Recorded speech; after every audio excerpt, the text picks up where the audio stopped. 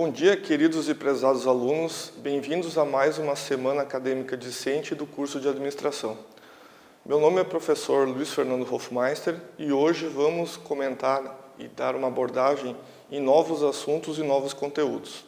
O conteúdo de hoje é a respeito da logística reversa da Política Nacional dos Resíduos Sólidos e da gestão dos resíduos hospitalares. Mas antes de começarmos o conteúdo, farei um breve histórico da minha carreira profissional.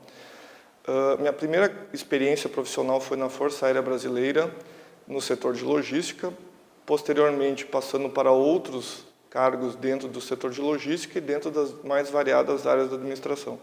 Sou formado na administração de empresas, na graduação, possuo especialização na FGV e também MBAs em gestão estratégica, o mestrado em administração, com ênfase em operações, logística e relações interorganizacionais, e também doutorando do curso de administração de empresas, cuja ênfase, a tese, também será abordada aqui, que é a gestão ambiental e os impactos causados ao meio ambiente devido ao aceleramento dos resíduos de consumo, né, e dos descartes de pós-consumo.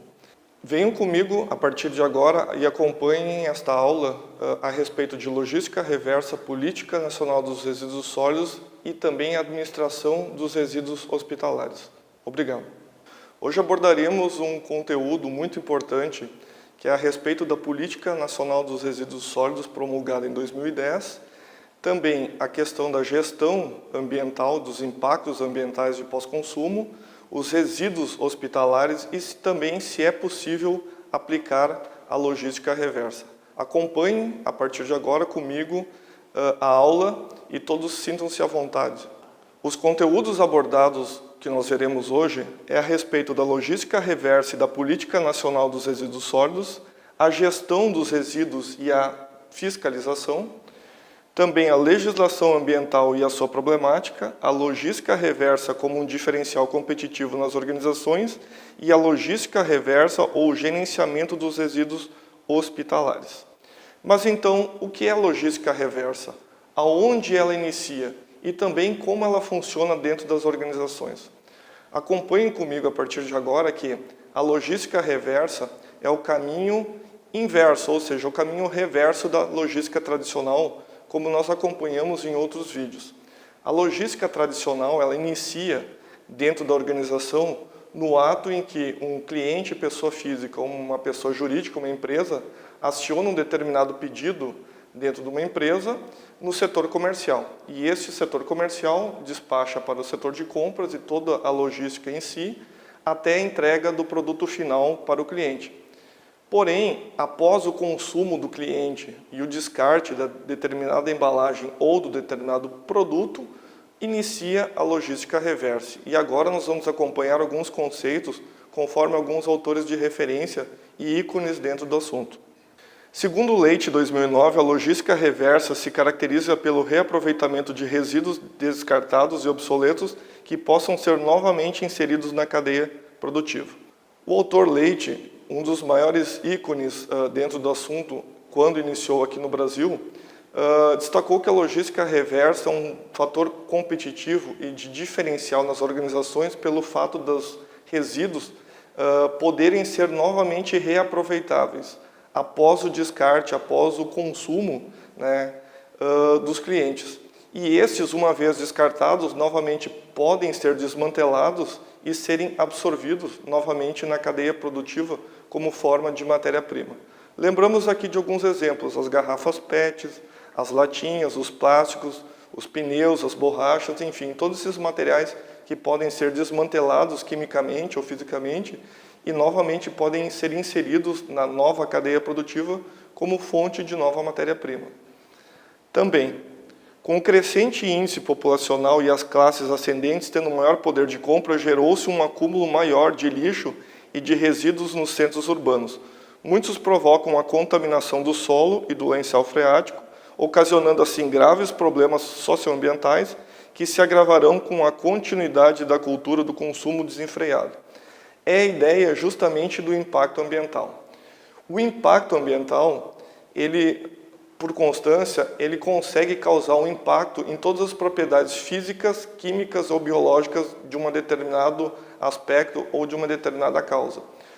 O exemplo mais recente que nós temos é o caso de Mariana, cujos impactos ambientais são visíveis agora e muito provavelmente a partir de longos anos e de longas décadas, ocasionando sérias destruições para aquela população e comunidade onde vivem e também sérios impactos ambientais em quilômetros nas distâncias dos lençóis freáticos onde aconteceu o acidente ambiental. Aqui nós temos os dois símbolos universais da logística reversa e que mostram claramente a ideia do ciclo, a ideia da logística tradicional, da logística de pós-consumo e principalmente a logística de retorno. Mas repetindo, com atenção aqui, que é o retorno dos resíduos.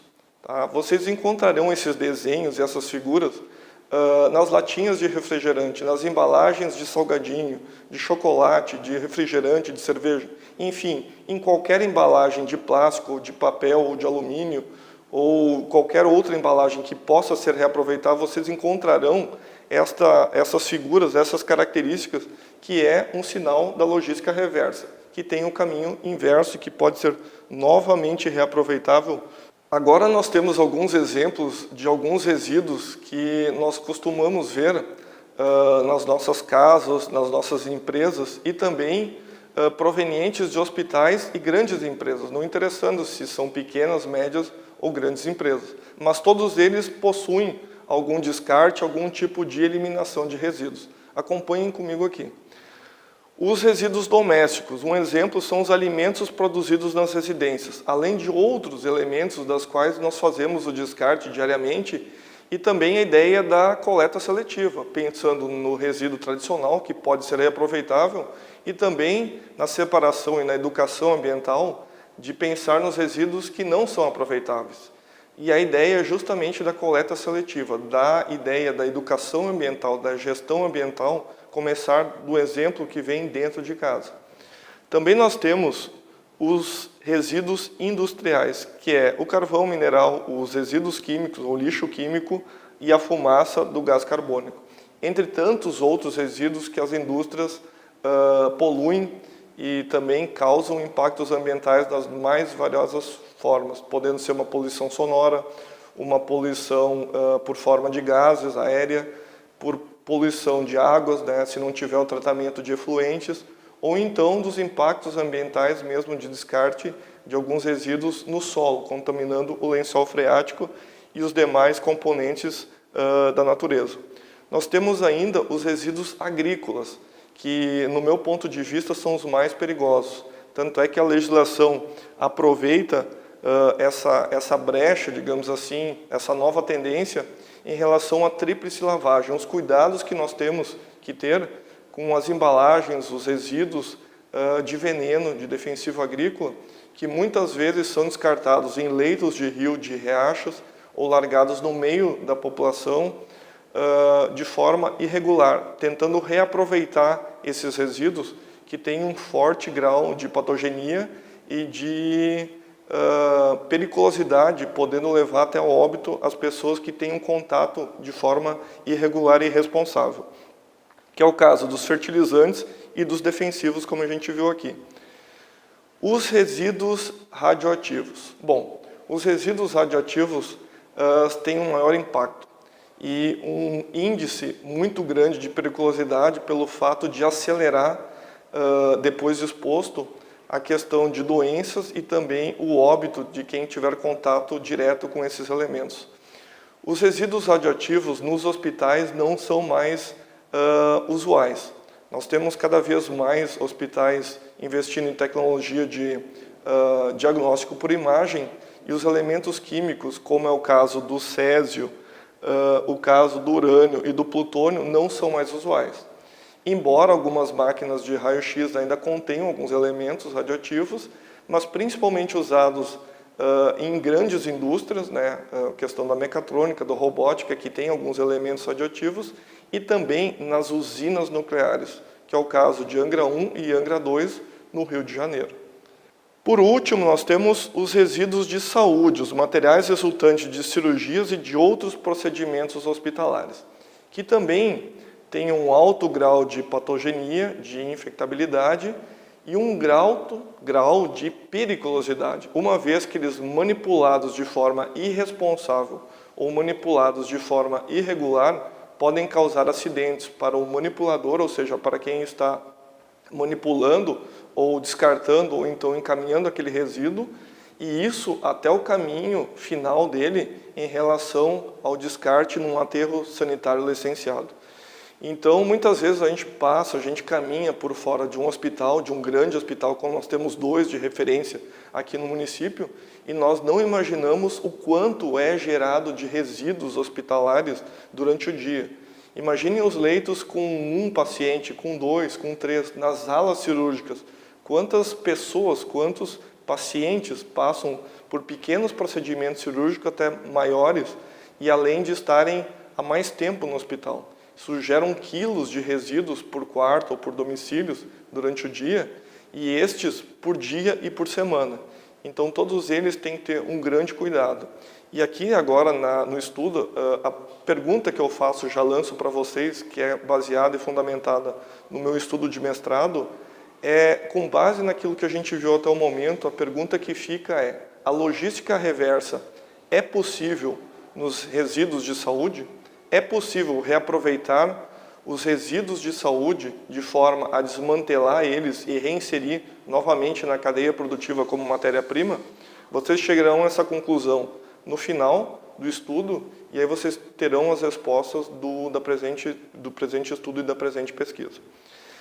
O sistema de gestão ambiental visa as decisões relacionadas à estrutura organizacional e ambiental, à responsabilidade de procedimentos ambientais e o controle efetivo da poluição da empresa.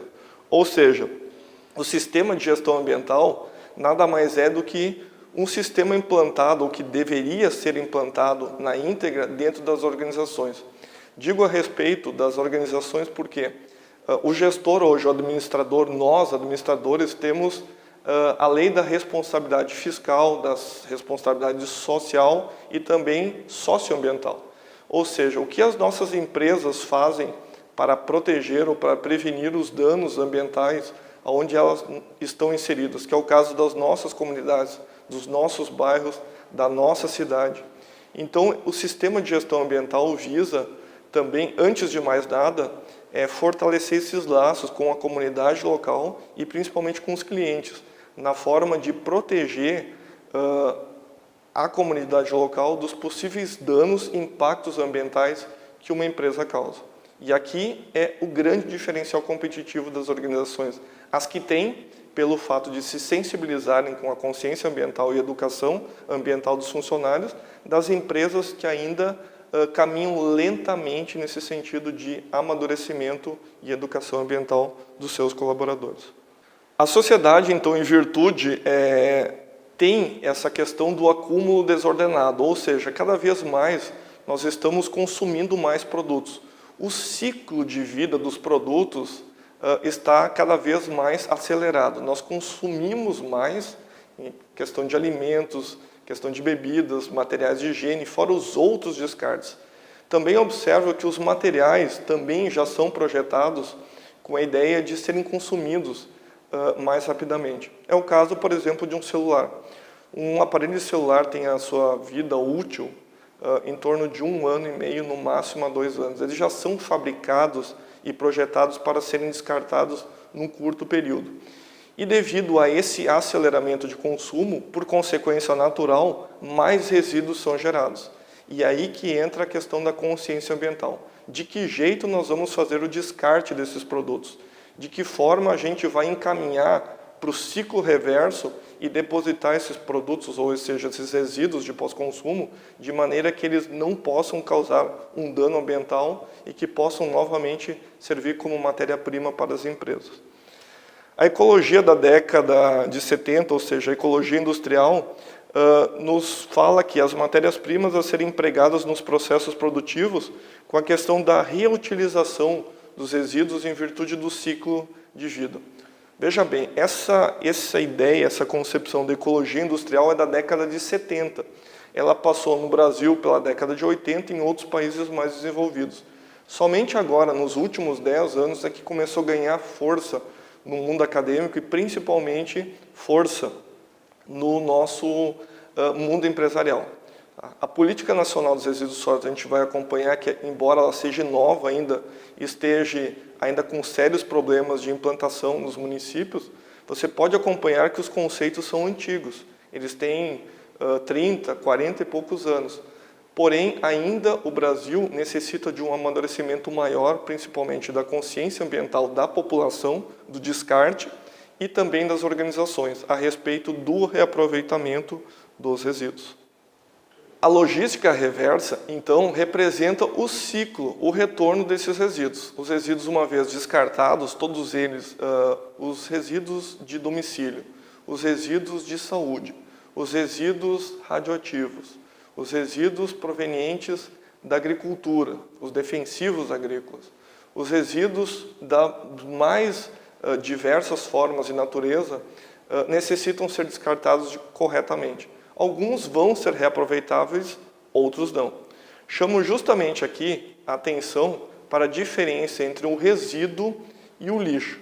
Mas, afinal, o que é resíduo e qual a diferença do lixo? Pois bem, o resíduo é todo o elemento químico ou físico, a natureza física, que pode ser novamente reaproveitável dentro de uma organização como fonte de matéria-prima.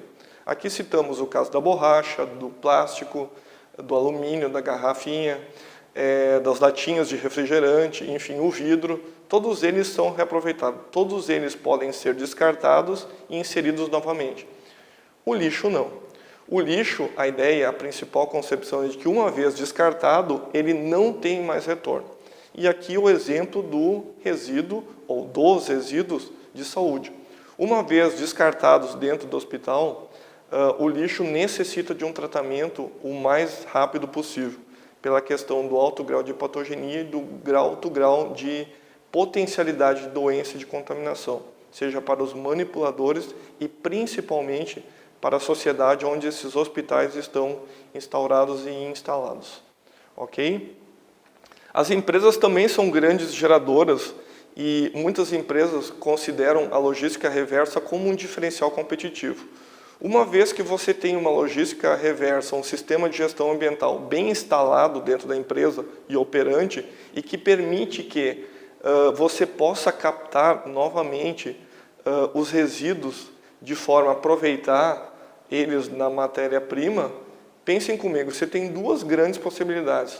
Primeiro, você deixa de comprar a matéria-prima virgem e você também traz um grande benefício de escala no custo do reaproveitamento, além de proporcionar também novas vagas na geração de emprego, porque as pessoas que possibilitam o retorno da logística reversa também conseguem ser dinamizadas nesse processo, você consegue gerar novos impactos na economia, diferente da matéria-prima verde, onde o setor de compras só vai ter a concepção e a principal função de encomendar dos stakeholders, dos fornecedores, que é a matéria-prima na sua primeira instância.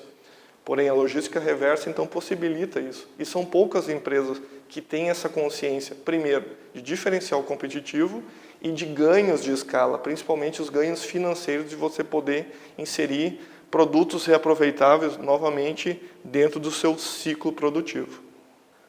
As empresas também assumem a responsabilidade, o passivo judicial quando o descarte final, pois perante a legislação elas devem adotar uma legislação ambiental que prevê o correto destino sob a pena de indenizações e multas. Bom, o que a gente vê hoje é um processo cada vez mais complicado para as organizações no sentido das multas ambientais.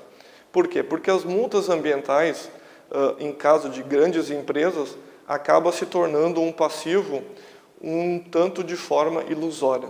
Algumas empresas pagam de forma inapropriada a questão dos impactos ambientais, das quais as multas muitas vezes não são condizentes com a realidade do impacto. No caso de Mariana, a gente pôde averiguar que em nenhum momento houve um passivo jurídico no sentido de prisão algum dos sócios, algum dos proprietários. Bem pelo contrário, eles assumiram um passivo civil, a questão de multas e indenizações. Só que essas multas e indenizações, perto do capital apropriado dessas grandes corporações, muitas vezes são ilusórios. Ok? Grandes empresas e grandes corporações pagam essas multas, mas elas representam uma pequena parte, uma pequena porcentagem do grande lucro da ideia, da concepção delas de que vale a pena poluir para não parar a produção e, por consequência, não parar o seu lucro. Certo? E nós temos infelicidade também no Brasil de nós nos darmos consciência de alguns impactos e de uma sociedade reativa. É o caso do que a gente vê em várias outras condições de comoção. A gente precisa necessariamente colocar uma sinaleira num trevo ou numa esquina depois que um grave acidente acontece. Também temos a questão de segurança, de verificação de alvarás, depois do que aconteceu na Boate Kiss. Ou seja, primeiro necessitou-se acontecer um acidente grave para depois pensar naquilo que a gente poderia fazer. Também na gestão ambiental não é diferente. O caso de Mariana é um ícone e um ícone alarmante, necessitando que as multas ambientais sejam mais pesadas, mais agravantes, mas que também o Código Penal atue, de forma que a gente possa ver responsabilidade e passivo jurídico da questão penal também aos sócios, à corporação em si e aos stakeholders envolvidos, ou seja, todos eles têm e deveriam ter essa consciência dos impactos ambientais que as organizações causam e podem causar, e não somente no pagamento ou na função de restituição de multas ao patrimônio. Nós temos aqui o CODEMA, que representa o órgão fiscalizador dos impactos ambientais. E o que é impacto ambiental? Impacto ambiental é toda e qualquer alteração das propriedades físicas, químicas e biológicas do meio ambiente causada em qualquer forma da matéria ou energia. E essas nós temos, pode ser um rio poluído, um lago poluído, pode ser uma poluição aérea, pode ser uma poluição sonora, enfim, qualquer impacto que venha causar estragos ou danos a um bairro, a uma vila, a uma cidade ou uma população, como aconteceu no caso de Mariana e tantos outros pequenos impactos ambientais que nós temos hoje em dia e muitas vezes a gente não se dá conta. Os 3 R's que a logística reversa e principalmente a gestão ambiental utiliza como conceito é a ideia de reduzir, reutilizar e reciclar. Também o triple bottom line, que é a ideia dos impactos ambientais, da questão social envolvida e também da questão de educação ambiental. Todos eles envolvidos na perspectiva de que existe uma consciência ambiental e deve haver dentro da organização, de modo que todos os resíduos tenham um caminho e podem percorrer esse caminho. É a questão da reutilização, ou seja, não vamos descartar, vamos reutilizar. Não vamos descartar ele de forma inconsciente, podemos reciclar ou então na outra concepção que nós podemos reduzir ou então reaproveitar. É a ideia de redução. Por que consumirmos tantos se nós podemos reduzir os nossos custos, os nossos gastos e nós mesmos temos a consciência de que nós também somos agentes poluidores, mesmo na pessoa física ou então em família. Também a concepção de que menos recursos e matérias-primas é a ideia da produção enxuta do Lean Manufacturing e do sistema Toyota de produção, que são vertentes orientais da grande logística das organizações e que também tem essa ideia dos 3 R's. Por quê? À medida em que eu uso menos matéria-prima, eu estou causando menos impacto, menos dano, também menos recursos financeiros são desprendidos e eu só vou produzir aquilo que é necessário. Não há, então, um desperdício maior em estoque, de espaço, de poluente, enfim. Para que produzir o que não precisa ser produzido, se ainda não foi comercializado ou se ainda não foi vendido? Aqui um exemplo para vocês verem a complexidade de como funciona o fluxo da logística de reversa, do reuso, do reaproveitamento e do quanto isso é complexo dentro das organizações. Também isso é muito complexo dos municípios, de que jeito os municípios na Política Nacional dos Resíduos Sólidos conseguem desenvolver esses impactos ou então de que maneira eles podem resolucionar a questão desses caminhos que acompanha aqui comigo, os resíduos industriais, os materiais reciclados e todo o caminho dele até a indústria da reciclagem, a parte da incineração final ou do reaproveitamento do reuso dele, tornando cada vez mais complexas as operações e necessitando também de administradores e gestores. Vocês, alunos, depois de formado, também têm uma grande oportunidade, uma porta de entrada e poderem assumir nas organizações esses quesitos que muitas vezes são deixados de lado e que são um diferencial competitivo atualmente. A Política Nacional dos Resíduos Sólidos ela foi promulgada em 2010. A ideia principal da Política Nacional dos Resíduos Sólidos era a questão de dar poder aos municípios deles poderem gerir, administrar e gerenciar os resíduos que são provenientes do próprio município. Porém, a gente vai ver agora que a realidade não se apresentou assim e muitos municípios ainda apresentam grandes dificuldades no gerenciamento dos resíduos municipais. Acompanhem comigo. A lei, então, 12.305/2010 institui a Política Nacional dos Resíduos Sólidos, é atual e contém instrumentos importantes para medir o avanço necessário ao país. Enfrentamos nos princípios dos problemas ambientais, sociais e econômicos decorrentes do manejo inadequado dos resíduos sólidos.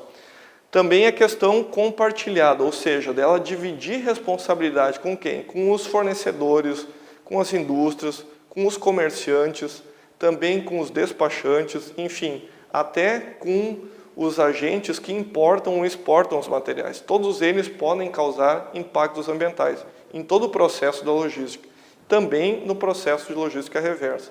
Mas de que maneira a gente pode observar isso, de como a legislação foi escrita, mas de como ela hoje funciona na verdade? Quais são as lacunas daquilo que está escrito e daquilo que funciona na prática hoje em dia? Acompanhem comigo. Aqui temos, então, a questão da reciclagem e da reutilização dos resíduos sólidos, ou aquilo que tem valor econômico e o que pode ser reaproveitado. Diferente, então, aquilo que a gente comentou, do lixo e do resíduo. Então, o lixo é aquilo que não tem mais volta, aquilo que não tem mais retorno. É o caso dos resíduos hospitalares. Os resíduos, por sua vez, segundo a Política Nacional dos Resíduos Sólidos, é a ideia de que os municípios captem esses resíduos dentro do seu município e deem um destino final para que eles possam ser reaproveitados ou reciclados. Geralmente, quem faz isso nos nossos municípios é as famosas usinas ou as cooperativas de catadores. Eles conseguem desmantelar esses produtos, conseguem separar, fazer o reuso ou a reciclagem dele, ou o reaproveitamento, e muitas vezes eles conseguem encaminhar para as grandes empresas para desmantelarem e reinserirem novamente esses resíduos como matéria-prima, para que possa entrar no ciclo de logística e produção novamente. Então, uma das brechas da lei, a primeira era de que os municípios deveriam resolver essa lacuna, ou seja, de poder resolver os resíduos e a gestão deles dentro do município. A primeira pausa era até 2012, a grande meta. Não foi o que aconteceu. 2012, a grande maioria dos municípios brasileiros ainda estavam desorientados à questão do funcionamento da política e também de que não conseguiam evitar os famosos lixões, ou seja, a queima de produtos ou eles depositados de forma irregular. Posteriormente, passou para 2014, 2 de agosto de 2014, para o encerramento dos lixões. Novamente, não foi o que aconteceu. As grandes cidades do norte e do nordeste ainda apresentam grandes variações de poluição em virtude desses lixões não terem sido erradicados, não terem sido extintos, em substituição a aterros sanitários licenciados. Então, as soluções baseiam-se e fundamentam-se para que as empresas tenham maior consciência ambiental através de um sistema de gestão ambiental, mas que a sociedade faça também a sua parte, que controle, que policie, que mantenha vigilância em relação ao que está acontecendo nos seus municípios, na questão do descarte dos resíduos, se existem lixões ainda ou se estão sendo encaminhados de forma correta para aterros licenciados regulares, de forma que os resíduos tenham um tratamento correto e que eles tenham um encaminhamento seguro após o seu descarte. Mas o que a gente acompanha aqui é que a gente tem profissional na área ambiental e nós temos também técnicos pouco valorizados nesse quesito dentro das prefeituras, dentro do Estado e até mesmo dentro da União. Então, não é falta de qualificação técnica e nem profissional, bem pelo contrário. Mas o que impede, então, essa evolução da Política Nacional dos Resíduos Sólidos dos municípios? Infelizmente, a questão política e da questão dos interesses das grandes corporações, que têm interesse de que a lei não funcione corretamente ou de que ela não tenha a sua plenitude para a questão de também poder aproveitar a velocidade da produção, enfim, dos impactos que possam acontecer, de maneira que também ela tenha medo, tenha receio de que isso possa frear a sua produção. Tá, ok? Então, a Política Nacional dos Resíduos Sólidos nada mais é do que uma bela tentativa de consciência ambiental, de que todos os órgãos, seja na sociedade civil, funcionem em harmonia na questão do reaproveitamento dos resíduos e o descarte correto dele. Porém, não é isso que acontece. Grandes partes dos municípios brasileiros ainda têm dificuldade nesse sentido. Então, uma das últimas tentativas agora da Política Nacional dos Resíduos Sólidos é a próxima data marcada, o próximo ano marcado, que é 2021. Ou seja, espera-se que depois dessa terceira tentativa, de 2012, de 2014, até 2021, as organizações possam se adaptar à Política Nacional dos Resíduos Sólidos, mantendo um sistema de gestão ambiental e que principalmente os municípios consigam dar destino aos resíduos municipais ali gerados por indústria, pelo comércio, também pelas residências, mas que esses possam ser encaminhados a aterros sanitários licenciados e que eles não fiquem depositados em lixões, muitas vezes eles usando trabalho infantil, alto grau de patogenia, de doença causado, de queimas desses produtos e essa queima atingindo as grandes cidades. Nós também temos aqui alguns casos dos grupos de risco dos resíduos hospitalares. O que são esses resíduos hospitalares? Nós temos eles divididos na classe A, B, C, D e E. São os resíduos que são amostras de diferentes definições. Por exemplo, o grupo A apresenta risco biológico e é armazenado em sacos brancos e plásticos. Todos eles são resíduos hospitalares. E aí vocês vão acompanhar comigo que também o grupo B apresenta risco químico e destino final é a devolução ao fabricante. O que são esses? São os famosos produtos químicos que são utilizados dentro dos hospitais. Sim, no almoxarifado, os medicamentos, os solventes, ou seja, tudo aquilo que é elemento químico, que é líquido, e que um hospital ou uma farmácia, um almoxarifado de um hospital fornece para os procedimentos cirúrgicos, os procedimentos que ali acontecem. Também nós temos os elementos do grupo C, que são os materiais resultantes de radionuclídeos, ou seja, são os elementos radioativos. Porém, esses, como foi explicado anteriormente, são mais raros, uma vez que os hospitais agora tiveram uma modernização dos equipamentos e não necessitam mais desses aparelhos mais antigos. Quase todos os diagnósticos são feitos por imagem. E uma vez feito por imagem, eles não utilizam esses elementos radioativos. A classe D, nós temos os compostos de resíduos, que são os comuns. Mas o que são resíduos comuns gerados dentro do hospital? São os resíduos provenientes do serviço administrativo. É sobra de papel, de caneta, ou seja, de todo qualquer resíduo que acontece dentro dos escritórios de um determinado hospital. O papelão, enfim, toda e qualquer embalagem que pode ser descartada. E por último, nós temos os resíduos da classe E, que são os perfurocortantes, e o destino final necessariamente precisa ser a incineração, até pela questão de segurança da manipulação desses resíduos, que também não tem mais volta. Então, eles não são resíduos, na verdade, eles são considerados lixos hospitalares, porque eles não podem ser novamente reaproveitados. Aqui, então, para encerrar o conteúdo, uma pequena amostra para vocês, como eu havia comentado anteriormente. Na minha graduação, o meu enfoque de pesquisa era em planejamento estratégico. A minha ideia era planejamento estratégico. Na especialização em MBA que eu fiz também era em gestão de negócios e planejamento estratégico.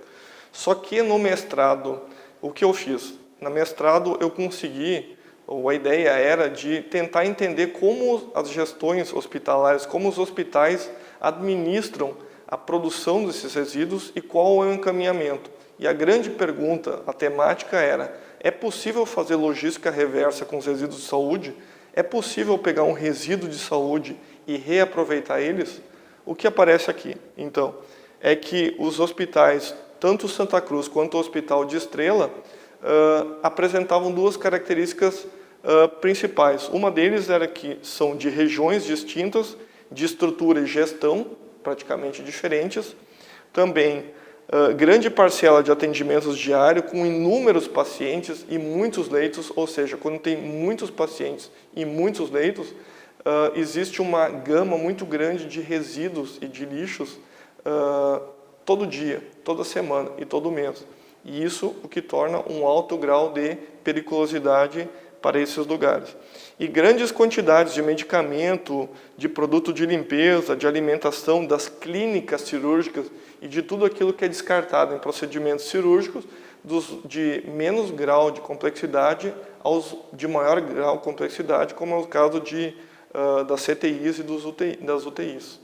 Foi aplicado, então, um questionário aos gestores responsáveis, também foi feita observação não participante nos leitos do hospital, foram desenvolvidas novas entrevistas com os gestores, também a sobra dos resíduos alimentares, os almoxarifados, as farmácias dentro dos hospitais, e todos eles a gente pôde averiguar principalmente que, através da pesquisa bibliográfica e principalmente da pesquisa documental e da triangulação de dados.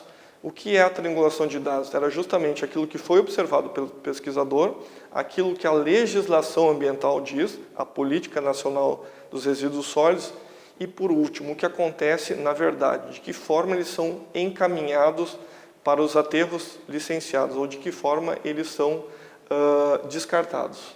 Então, os resíduos, respondendo à interrogação no início da aula, somente os resíduos da classe D podem ser reaproveitados. Somente os resíduos da classe D provenientes de resíduos gerados dentro dos escritórios ou dentro da parte administrativa dos hospitais podem ser reaproveitáveis. Chamo a atenção aqui para, ao meu entendimento, um dos maiores fracassos da Política Nacional dos Resíduos Sólidos, uma vez que era previsto que as empresas geradoras, as empresas que produzem determinado produto, deveriam dar destino, ou seja, deveriam ser as responsáveis pela captação e pelo ciclo reverso desses resíduos, mas não é o que acontece. Em ambos os hospitais e na grande maioria dos hospitais, os hospitais pagam financeiramente para darem o destino a esses resíduos. É o que a gente chama de a responsabilidade compartilhada, ou seja, eles contratam uma empresa terceirizada, sendo que essa empresa terceirizada deveria ser contratada pela empresa que vendeu esses produtos ou que produziu. E o que acontece dentro de um hospital é justamente lâmpadas fluorescentes, materiais, diversos itens são encaminhados para um aterro sanitário e o hospital desprende recurso financeiro, paga para essa empresa, que por sua vez dá um certificado de rastreabilidade, ela faz um rastreio até o destino final e ambas podem responder a um passivo jurídico se acontecer um dano ambiental nesse transporte ou se até o final do descarte no aterro sanitário, porventura, venha acontecer um impacto ambiental, um acidente ambiental. Também de que pilhas, baterias, óleos e graxos, lâmpadas, borrachas, pneus e medicamentos e os defensivos agrícolas, com a tríplice lavagem, todos eles estão previstos na Política Nacional dos Resíduos Sólidos. Todos eles têm um destino e todos eles são extremamente importantes. Mas muitas vezes as organizações, e principalmente os hospitais, o que a gente acompanha nos estudos, é de que eles pagam para se livrar, entre aspas, desse problema.